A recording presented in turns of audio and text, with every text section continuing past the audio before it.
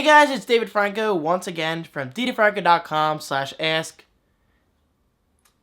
your open forum for submitting questions such as this one.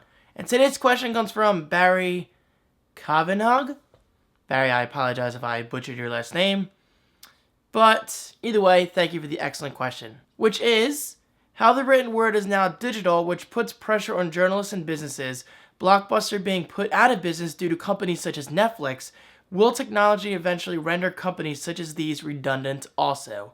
Barry, this is an excellent question, and I'm actually kind of passionate about this because I have a very strong opinion.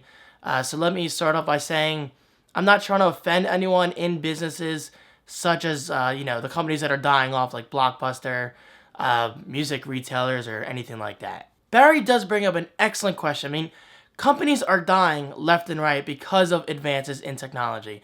An excellent example, as he mentioned, is Blockbuster. Who goes to Blockbuster anymore? I mean, nobody, right? I mean, why would you want to go to Blockbuster when you can go to Redbox right down the street and rent a DVD for $1.20 or a Blu-ray disc for $2? That is uber cheap. And I never say Uber, so you know I'm serious. But that's what's ironic about this. I mean, I used to, thrive for a Blockbuster in our old neighborhood. I used to be like, why don't we have a Blockbuster? Why don't we have a Blockbuster? Then they finally put one in, and I rarely went. I just rarely went because it was back in the days of when, I guess, video was new on the iPod, and we were slowly making that conversion. But it's especially true nowadays with, companies like Netflix, as Barry said, and companies like Redbox. I mean, we have no reason to go to a place like Blockbuster, especially considering the prices. Now, yes, Blockbuster does have a large selection, and you can get it right there and right now and, right away, which is a huge convenience for some people. But for someone like me who has more patience because I'm used to doing things online and having things shipped to me from Amazon or whatever, I don't mind waiting a day or two to get a DVD from Netflix.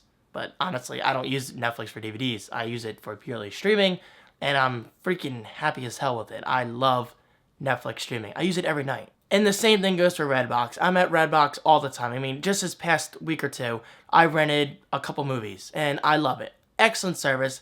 $1.20 while I rent Blu-rays, which are $2 as mentioned, and easily worth it. Alright, so let's move on to another industry, and that is music. It is no secret whatsoever that Apple has quickly killed the music retail market. I mean, who goes to a music store, or any retail store for that matter, like Best Buy, and buys a CD? I realize some people do, actually many people probably do, but it is a fact. The majority of people do not. The majority of people just don't buy CDs. I mean, that is why iTunes has surpassed Best Buy as the #1 music retailer. Apple actually sells more music than Best Buy does. That alone is pretty incredible if you think about it. Now, I gotta say, it is sad looking back and missing the stores, such as Sam Goody. I used to get a Sam Goody almost every Friday night when we went to the mall, and especially the Virgin Music retail store in Times Square, New York City. That is their flagship store, and guys, seriously, the Virgin Media store was freaking amazing. I loved it. It was three stories. It was 3 stories of entertainment. The entire bottom level was mostly, I think, movies and video games. The main level, middle was CDs, and the top level, I forget, maybe more CDs? Either way, it was a kick-ass store, and I miss it every time I go to Times Square. So yes, that is a downside of looking at this. I mean, the industry is killing out the old brands that we used to love, but at the same time, it's introducing newer and better brands that we love, such as Apple and the iPad. I mean, I could buy a song literally within a minute. Just go to the iTunes store, such as so, iTunes, wait for it to load. It's not the quickest app. Let's choose Spring Break album, Luke Bryan. Don't know really who that is, honestly. Maybe I'm alone there. I could preview a song and buy it right there. It's that easy. And then, of course, that song can be synced automatically in the cloud to my iPhone, my iPod Touch, my Mac, my Apple TV. It's just so convenient, and I really appreciate that about Apple. And it goes for other services such as Amazon, Google does it. It's nothing new. It's just what we're kind of used to nowadays. Okay, so what can these companies do to improve? Well, look at Redbox, for example. Redbox is kind of ironic because it's a newer service that has killed out older brands, but Redbox is kind of digging themselves into a very small hole. I say small because it's easy to get out of. And that's the fact that they're giving away, well, not giving away, but, selling for cheap physical discs. And guys, as I've made very clear in this video, physical discs, they're on their way out. But Redbox is very smart. I don't know if you heard, but they now do Redbox streaming. I'm actually a beta user. I signed up a while ago and they finally accepted me. It's nothing amazing. It's basically the same titles as, Netflix and Amazon. But still, it's another choice rather than using DVDs. Now, I will say, obviously, you can get newer titles on physical disc on Redbox faster than you can streaming from Netflix and Amazon. I mean, that's just how it is. That's the movie companies wanting you to buy the DVDs before just streaming them for $8 a month. So between that time span of it releasing in stores and being released on a service like Redbox, that gives me the option of buying a physical copy, and that is what the movie companies love. And then, of course, there's a print industry, which a lot of people are going to hate me saying this, but I don't care if it dies.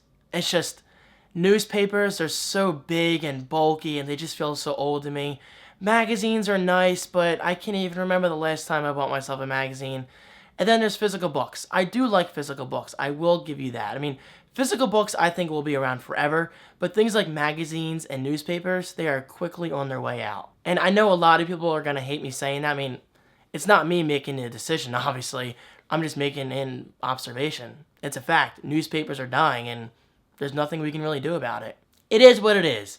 Technology, while it introduces so many awesome things, it's also killing so many awesome things. It's just one of those things that we have to deal with. So thank you for the excellent question, Barry. As always, I greatly appreciate it. Let's put my iPad over there. Come on, you can do it. I'm in a new angle. I'm trying different angles just to mix my videos up. Anyway, since today's video is an Ask a Question video, you guys, yes, get another free audiobook. This is called Delivering Happiness, with an I, not Y, Will Smith. Pay attention.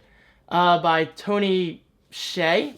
I always have problems with his name. His last name. It's Hsieh. Anyway, this is the story of the CEO of Zappos and how he started probably one of the world's most popular brands. I mean, Zappos is huge. I got my sneakers from them months ago.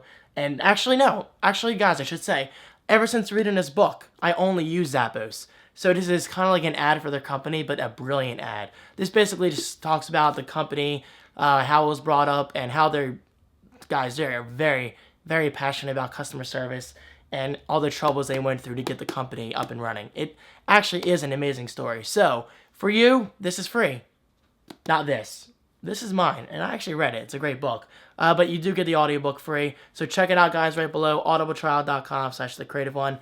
It is completely free forever. So read it. Let me know what you think in the comments below. I really appreciate it. And, of course, huge thanks to Audible for making this possible. But even bigger thanks to you guys for watching this video. I really appreciate all the questions coming in, especially today's question from Barry. I love questions that really make me think and not just compare things like Android to iPhone or asking what the best video game is. I don't know.